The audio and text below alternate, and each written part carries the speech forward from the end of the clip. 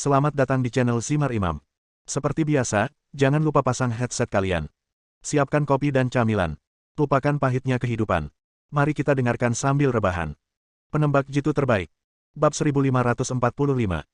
Pria dengan bekas luka di sudut mulutnya.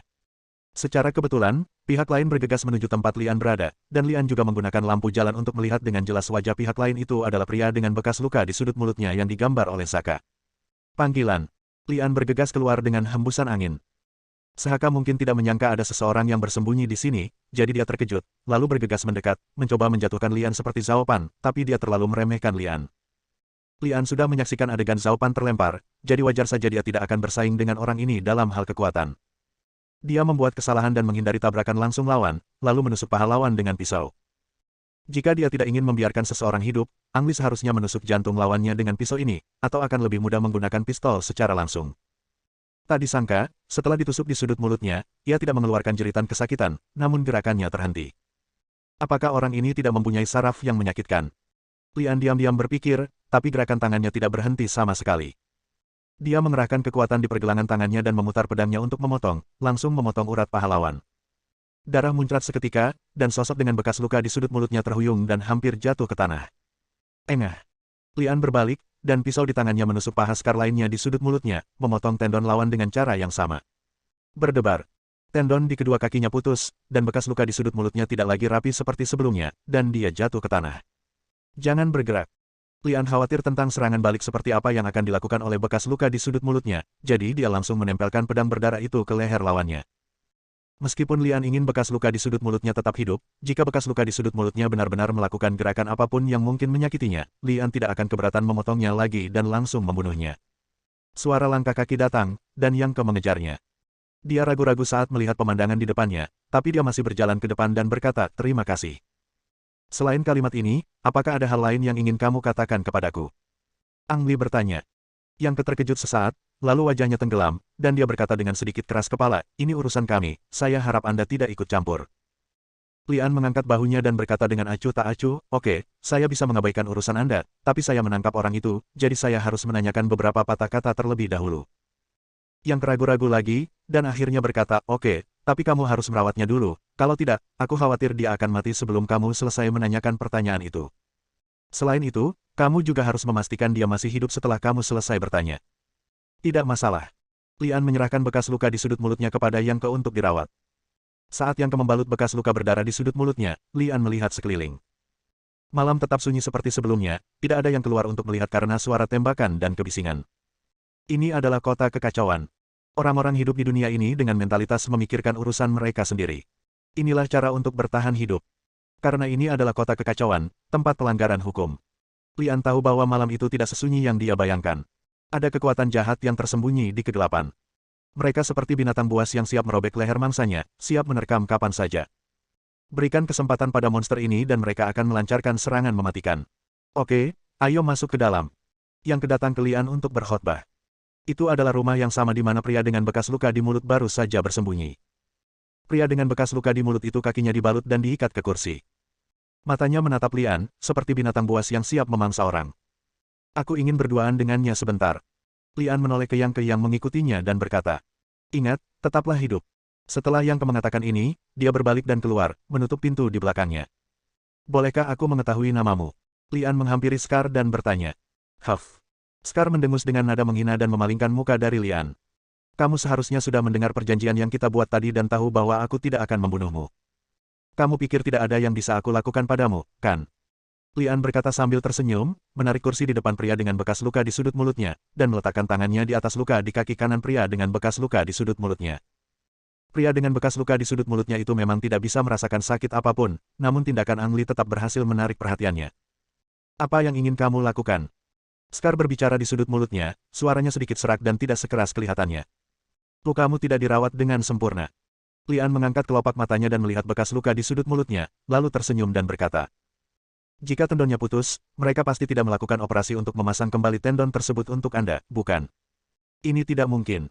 Bahkan jika lukanya sembuh, kaki Anda tidak akan berguna dan Anda mungkin harus menghabiskan sisa hidup Anda di dalam kursi roda. Tapi untungnya kamu bertemu denganku.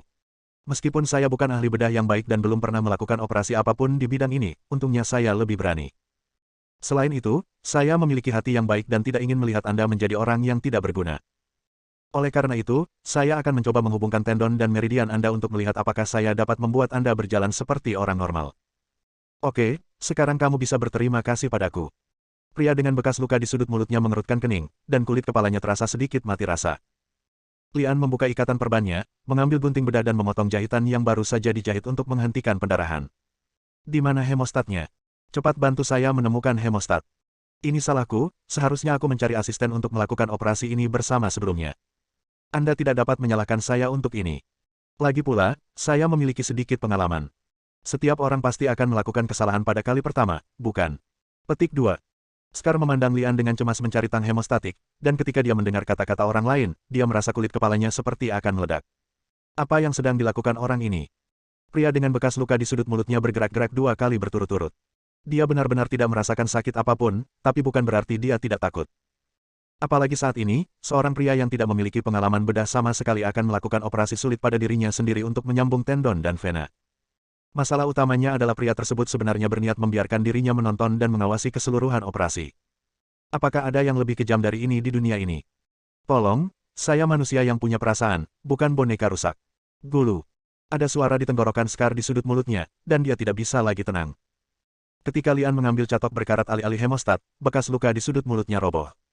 Hentikan. Buang tang sialan itu. Aku berjanji, aku bersumpah, tapi aku akan memberitahumu apapun yang ingin kamu ketahui. Lian melihat tang di tangannya, lalu ke bekas luka di sudut mulutnya dengan wajah ketakutan, dan berkata seolah-olah dia telah disalahpahami, saya benar-benar orang baik, saya hanya ingin membantu Anda melakukan pekerjaan. Operasi. Aku tidak ingin kamu mengoperasiku, tidak. Buang, cepat. Bab 1546. Dia milikmu. Lian pergi setelah mengatakan ini. Sejujurnya, Ang Li tidak mendapatkan banyak petunjuk dari pria dengan bekas luka di sudut mulutnya. Satu-satunya hal yang pasti adalah pria dengan bekas luka di sudut mulutnya tidak memiliki kekuatan sebesar itu sebelumnya. Seperti peramal Zaka, dia memperoleh kekuatannya setelah sebuah kecelakaan. Sederhananya, ada mutasi genetik. Mutasi genetik menyebabkan orang yang berbeda memiliki kemampuan yang berbeda. Pria dengan bekas luka di sudut mulutnya memperoleh kekuatan, dan Zaka memperoleh kekuatan untuk memanipulasi orang lain. Adapun dendam antara pria dengan bekas luka di sudut mulutnya dan Yang Ke, lain cerita, dan tidak banyak membantu Ang Li. Pertama Sahaka, lalu pria dengan bekas luka di sudut mulutnya. Ang Li menduga ada lebih dari 2 orang dengan mutasi genetik di kota ini. Apa yang menyebabkan mutasi genetik pada kedua orang tersebut? Radiasi nuklir. Sayangnya, kota ini pernah dilanda peperangan namun tidak pernah mengalami krisis nuklir. Kembali ke markas, Lian bertemu lagi dengan Sahaka dalam semalam. Kali ini mereka mengobrol hingga subuh, namun tidak mendapatkan informasi berguna dari Sahaka. Saka awalnya hanyalah seorang penambang dan tidak melakukan interaksi sosial dengan pria dengan bekas luka di sudut mulutnya tersebut. Ia bahkan belum pernah melihat pria dengan bekas luka di sudut mulutnya tersebut sebelum kejadian di mana Kong Hua melompat dari gedung. Jelas sekali, pria dengan bekas luka di sudut mulutnya mengetahui tentang kemampuan Zaka, yang berarti ada kekuatan tersembunyi di kota yang memantau orang-orang dengan kekuatan supernatural. Siapa itu? Inilah jawaban yang ingin diketahui Ang Li. Baik pria dengan bekas luka di sudut mulutnya maupun Sahaka tidak mendapatkan jawabannya, jadi Ang Li hanya bisa memulai dengan orang lain, Mary. Setelah tidur, Ang Li memberi perintah pada Sony. Buatlah janji dengan Mary. Aku ingin bertemu dengannya. Setelah makan siang, Lian sendirian di depan lingkungan pengarujian, sebuah kedai kopi pojok. Apakah kamu sudah mengemas tempat ini? Lian bertanya. Sejujurnya, menjadi barista adalah impianku sejak dulu, kata Mary sambil tersenyum. Jawabannya bukan yang ditanyakan. Lian tidak puas dengan jawaban ini. Setelah menyesap kopi, dia berkata, saya setuju dengan syarat yang Anda usulkan sebelumnya, tetapi Anda juga harus menyetujui satu hal. Katakan. Mary mengaduk kopi di cangkir. Kebenaran dari masalah ini. Mary menatap Lian dengan sangat tenang, seolah dia tahu Lian akan menanyakan pertanyaan ini. Semua yang kamu tahu, aku tidak tahu. Tentu saja, yang saya maksud adalah kotanya, bukan privasi Anda. Lian menambahkan. Ia yakin Mary mengetahui jawabannya, dan topi yang dapat menghalangi kemampuan Sahaka adalah bukti terbaik. Mary meletakkan sendok di piring, menatap Lian, dan bertanya, bagaimana jika saya menolak menjawab? Maaf, anggap saja aku tidak mengatakannya. Setelah Lian selesai berbicara, dia berdiri dan pergi. Mohon tunggu sebentar. Mary buru-buru menghentikan Lian, tersenyum dan berkata, kamu terlalu tidak sabar. Itu hanya sebuah pertanyaan, bukan jawaban. Ang Li kembali ke tempat duduknya dan berkata, itulah jawabanku tadi. Mary mengambil sendok itu lagi, tapi tidak menaruhnya di piring, dan berkata, semuanya dimulai dari 20 tahun yang lalu. Saat itu, Kota tersebut masih merupakan kota yang indah dan tidak terkena dampak perang hingga terjadi kecelakaan. Seorang gadis berusia 10 tahun secara tidak sengaja terbunuh oleh peluru. Peluru itu mengenai jantung gadis kecil itu. Ketika semua orang mengira gadis itu sudah mati, dia selamat. Petik 2. Apakah ia mampu memulihkan diri? Lian bertanya. Mary mengangguk dan menjawab, bisa dibilang begitu. Gadis itu memiliki kemampuan penyembuhan diri yang super dan selamat setelah peluru dikeluarkan dari tubuhnya. Lalu apa? Lian bertanya. Mary melanjutkan, itu adalah sebuah keajaiban. Gadis itu memperoleh kekuatan magis, yang menarik perhatian beberapa konsorsium, dan banyak orang ingin mengetahui apa yang terjadi pada gadis itu. Gadis itu kemudian jatuh ke tangan salah satu kekuatan dan dibawa pergi dari kota. Sayangnya, kekuatan magis gadis itu menghilang ketika dia meninggalkan kota, dan dia meninggal karena pendarahan jantung. Petik 2. Kemampuan terbatas. Lian mengerutkan kening.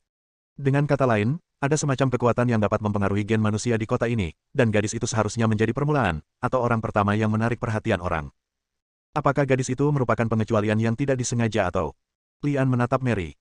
Mary berkata dengan suara yang dalam, kami telah memantau kota ini selama bertahun-tahun, dan mutasi genetik bukanlah kasus khusus, terutama dalam beberapa tahun terakhir, mutasi ini menjadi lebih sering terjadi. Semua mutan genetik memiliki satu aturan, yaitu mereka tidak boleh meninggalkan kota. Begitu dia meninggalkan kota, kekuatan apapun yang dia peroleh akan hilang dan dia akan mati karena pembalasan. Pembalasan. Lian terkejut Mary menggunakan kata ini. Mary mengoreksi, maksudku, apapun yang terjadi pada mutan sebelumnya akan terjadi lagi.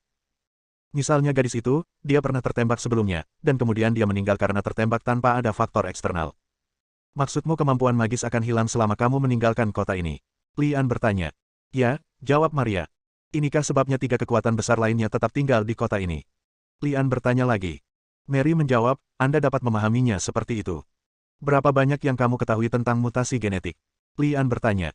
Mary menggelengkan kepalanya dan berkata, sayangnya, Anda belum menjadi salah satu dari kami, dan apa yang saya katakan hari ini berada di luar jangkauan wewenang saya. Jika Anda ingin tahu lebih banyak, Anda harus menunjukkan ketulusan Anda. Lian ragu-ragu dan berkata, saya masih perlu memikirkannya. Selain itu, kali ini saya berhutang budi kepada Anda.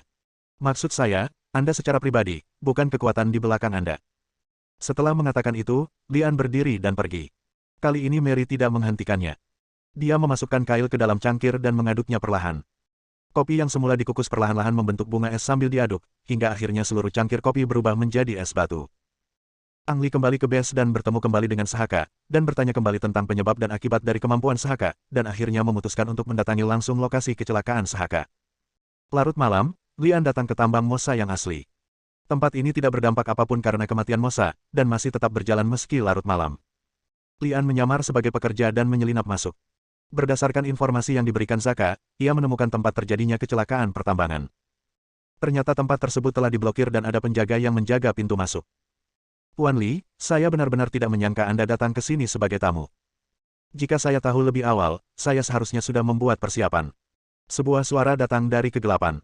Lian tiba-tiba menoleh ke belakang dan melihat lelaki tua bernama Clint berdiri di belakangnya. Kapan itu muncul? Lian diam-diam terkejut karena dia tidak menyadarinya sama sekali sebelumnya. Clint berdiri di sana sambil tersenyum, seolah dia tidak berniat mempermalukan Lian. Bab 1547. Tuan Li, mengapa Anda tidak datang dan duduk di kantor? Saya bisa membuatkan Anda secangkir teh, lalu kita bisa mengobrol baik-baik. Trilin berkata sambil tersenyum. Lian melihat sekeliling dengan waspada, bertanya-tanya apakah dia harus membunuh Clint di sini, karena lelaki tua ini membuatnya merasa tidak nyaman. Clint sepertinya memahami ide berani Li dan melanjutkan, jika saya jadi Anda, saya tidak akan melakukan apapun di sini, karena Anda akan kehilangan teman dan kesempatan untuk mengetahui kebenaran. Sebenarnya, Li dada mengerutkan kening. Clint menjawab, ya, sebenarnya. Saya tahu Anda sangat sibuk akhir-akhir ini dan bertemu 2 orang asing. Kalian ingin tahu kenapa mereka berdua punya kemampuan aneh, tapi tidak ada yang memberitahumu kan? Petik 2. Jadi, kamu akan memberitahuku. Li dengan berani menatap Clint. Tentu. Kalau mau tahu, kita bisa ke kantor dan ngobrol santai sambil minum teh, di sini agak dingin. Petik 2. Clint mengencangkan pakaiannya. Suhu di malam hari memang jauh lebih rendah dibandingkan siang hari sehingga membuat orang merasa sedikit kedinginan. Bagus. Ang Li mengaku yakin dengan Clint. Tidak peduli apa yang dipikirkan pria itu, kebenaran dari masalah ini terlalu menggoda bagi Ang Li. Jika dia melewatkan kali ini, dia mungkin tidak akan pernah memiliki kesempatan untuk mengetahui kebenarannya lagi. Di bawah kepemimpinan Clint, Ang Li memasuki sebuah kantor. Kantor daerah pegunungan tampak agak kumuh, jadi Clint secara pribadi membuatkan secangkir teh untuk Lian dan membawakan beberapa makanan ringan. Hanya ada 2 orang, Clint dan Lian, selama keseluruhan proses, dan bahkan tidak ada satupun anggota staf yang muncul di tengah. Clint sepertinya ingin menciptakan lingkungan yang aman bagi Lian, namun semakin sering hal ini terjadi, Lian semakin merasa hal itu dibuat-buat, mengira bahwa Clint telah melakukan banyak persiapan di balik layar. Jika terjadi kecelakaan di sini, masyarakat yang percaya pada Clint akan segera mengetahuinya dan merasakannya dalam waktu sesingkat-singkatnya. Sederhananya, setiap gerak-gerik Ang Lee berada di bawah pengawasan anak buah Clint. Pemantauan semacam ini tidak memerlukan kehadiran fisik di lokasi kejadian, hanya dapat dilakukan melalui kamera. Lian melirik kamera di atas kepalanya, mengambil cangkir teh dan memegangnya di tangannya tetapi tidak meminumnya. Sebaliknya, dia berkata kepada Clint, bisakah kamu mengatakan yang sebenarnya sekarang? Kamu pasti sangat aneh, kenapa seseorang tiba-tiba memiliki kemampuan magis. Misalnya untuk mengendalikan pikiran orang lain atau memiliki kekuatan yang sakti. Trilin menyesap tehnya dan berkata, mutasi gen. Lian menebak. Lalu apa yang menyebabkan mutasi genetik? Clint bertanya lagi. MD, saya di sini untuk menanyakan kebenarannya, bukan untuk Anda bertanya kepada saya. Lian mengutuk dalam hatinya, tapi tetap berkata, radiasi. Clint tersenyum dan berkata, kamu sangat pintar. Radiasi memang dapat menyebabkan mutasi genetik pada manusia atau hewan, tapi kami juga menemukan situasi lain. Apa yang terjadi? Lian merasa dia akan langsung ke pokok permasalahan. Clint menyembunyikan senyumnya dan berkata dengan serius, batu asli. Batu asli. Ulang Lian. Clint mengangguk dan menjawab, ya, itu adalah batu asli, juga batu kemampuan. Batu jenis ini berpenampilan gelap dan memiliki ukuran yang berbeda-beda, seperti bongkahan batu bara, namun mengandung kekuatan dahsyat yang dapat mengubah urutan genetik. Ketika seseorang menyentuh batu kasar ini, gennya akan bermutasi dalam waktu singkat, dan mereka akan memiliki beberapa kemampuan aneh, seperti mengendalikan pikiran orang atau hal lainnya. Lian mengerutkan kening. Clint melanjutkan, kami menguji batu kasarnya. Pertama-tama, batu asli hanya membawa sedikit radiasi. Radiasi ini jelas bukan kunci penyebab mutasi genetik manusia. Kedua, batu ini sulit dikenali dengan mata telanjang. Seperti yang saya katakan tadi, tampilannya tidak ada bedanya dengan batu bara biasa. Terakhir, batu kasar sangat keras. Kekerasannya lebih tinggi dibandingkan intan, sehingga tidak dapat dipotong dengan intan. Beberapa cara khusus harus digunakan untuk memotong batu kasar. Apa yang kamu temukan setelah memotong? Lian bertanya. Clint menggelengkan kepalanya dan berkata, tidak ada apa-apa di dalamnya. Kami telah mempelajari batu-batu kasar dan menemukan bahwa setiap batu kasar adalah individu yang independen, dan individu ini tidak dapat dimusnahkan. Setelah individu tersebut dihancurkan, batu aslinya tidak lagi menjadi batu aslinya. Baik itu tampilan maupun interiornya, batu kasar tersebut akan mengalami perubahan besar. Ia tidak lagi memiliki kemampuan untuk mengubah gen manusia, dan kekerasannya juga jauh lebih kecil dari sebelumnya. Lian memilah informasi yang diberikan oleh Clint dalam pikirannya, dan bertanya dengan rasa ingin tahu, mengapa kamu memberitahuku ini? Sederhana saja. Saya hanya ingin menunjukkan kebaikan kepada Anda dan bahwa kita bisa menjadi teman.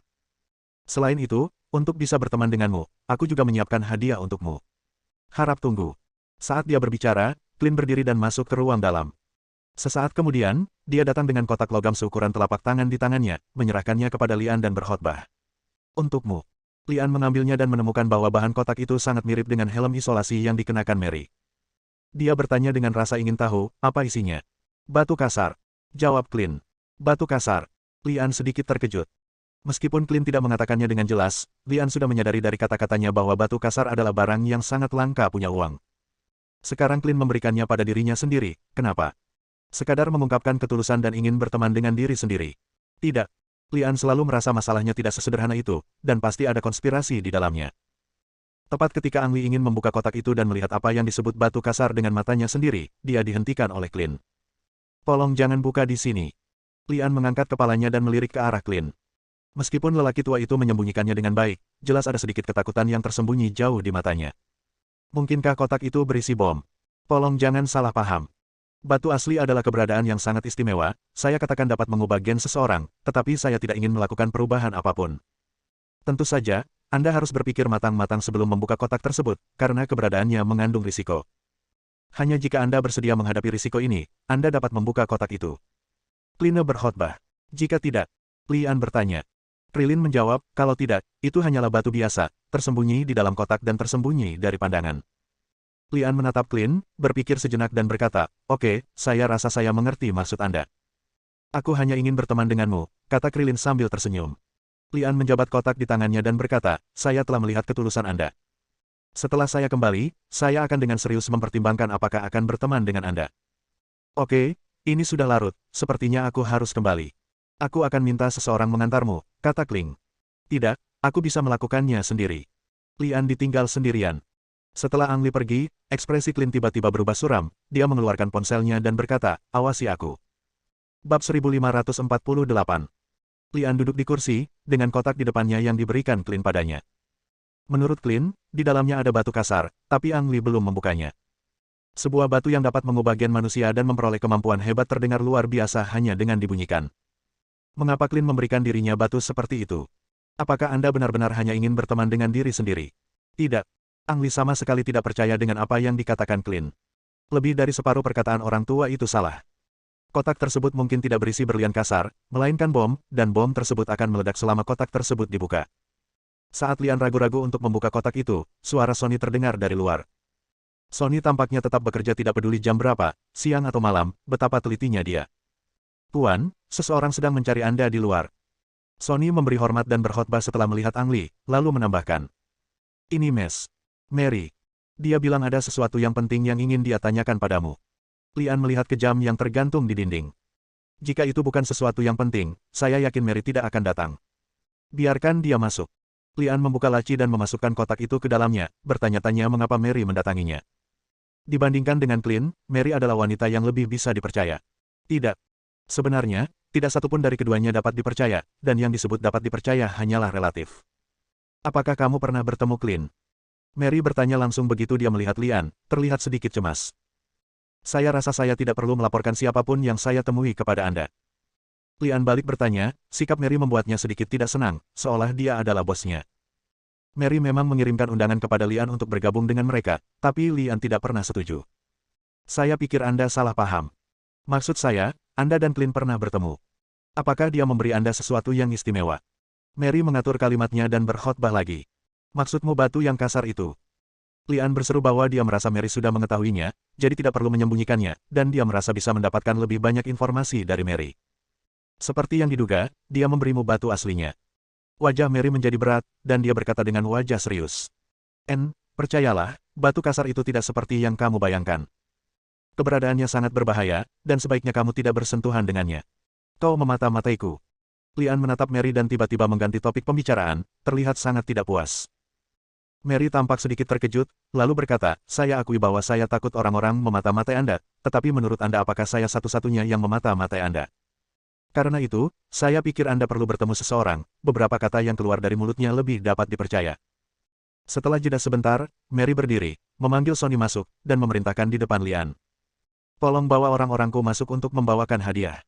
Sony tidak menjawab, tapi menatap Ang Li. Pergi. Perintah Lian. Sony kemudian berbalik dan berjalan keluar. Selama Sony pergi, baik Lian maupun Mary tidak berbicara. Mereka hanya saling menatap sampai Sony muncul lagi di hadapan mereka. Ada 3 orang lainnya yang datang bersama Sony. Tepatnya, salah satu orang dibawa oleh 2 orang lainnya. Tubuhnya seperti genangan lumpur lunak, dan hanya kedua matanya yang masih hidup. Inikah hadiah yang kau berikan padaku? Lian menatap pria yang tampak seperti genangan lumpur itu, dia adalah pria berusia 30-an, dengan tubuh kuat dan pelatihan militer profesional. Sayangnya, hadiah itu jatuh ke tangan Mary. Ya. Mary memerintahkan anak buahnya untuk mendudukkan orang tersebut di kursi, lalu membiarkan anak buahnya keluar terlebih dahulu. Di saat yang sama, Ang Li juga meminta Sony pergi. Pikirkan baik-baik, apakah kamu punya kesan tentang dia? Maria bertanya. Lian menatap wajah asing di kursi, mengerutkan kening dan berkata, dia adalah bawahan Clint. Maksudmu Clint mengirimnya untuk mengawasiku? Pintar. Maria memuji. Lian berbicara, Anda juga mengirim orang untuk mengawasi saya. Saya tidak tahu apa manfaat hadiah seperti itu bagi saya. Saya telah menyebutkan sebelumnya bahwa beberapa hal mempunyai kredibilitas lebih jika disampaikan dari mulut orang lain. Apalagi soal Clint, apakah akan lebih kredibel jika orang-orang Clint sendiri yang angkat bicara? Saat dia berbicara, Mary berdiri dan mengambil pisau kertas dari meja Ang Li, lalu berjalan ke arah pria itu, meraih tangannya dan menyayat pergelangan tangannya, lalu membungkuk dan berkhotbah di telinga pria itu. Tolong beritahu saya tujuan sebenarnya dari pemberian Clint kepada pria ini. Tentu saja, Anda juga dapat memilih untuk tidak mengatakannya, dan saya sangat menghormati keputusan Anda. Petik 2. Tubuh pria itu jelas dibius, dan dia tidak melawan sama sekali. Tik-tok. Tik-tok, tik-tok. Ruangan itu sangat sunyi. Darah mengalir dari pergelangan tangan pria itu dan menetes ke sandaran tangan kursi hingga ke lantai, menimbulkan suara berirama, yang membuat pria itu merasa sedikit tidak nyaman. Mary menghormati keputusan pria itu, tetapi dia tidak mengatakan maksudnya. Jika pria itu tidak mengatakan apapun, dia akan menyaksikan dirinya mati perlahan. Kebuntuan berlangsung kurang dari 1 menit, dan pertahanan psikologis pria itu dipatahkan oleh suara TikTok, dan dia berkata, Tuan Clint mengirim saya ke sana untuk melihat apakah dia sudah mati. Lian mengerutkan kening. Clint ingin membunuhnya, dan Lian juga mengetahui hal ini, tetapi yang membuatnya bingung adalah mengapa lelaki tua itu tidak lebih lugas dan tidak mengambil tindakan ketika dia berada di tambangnya, tetapi dia ingin melakukan sesuatu secara diam-diam. Suka bermain game. Jelaslah. Geram Mary.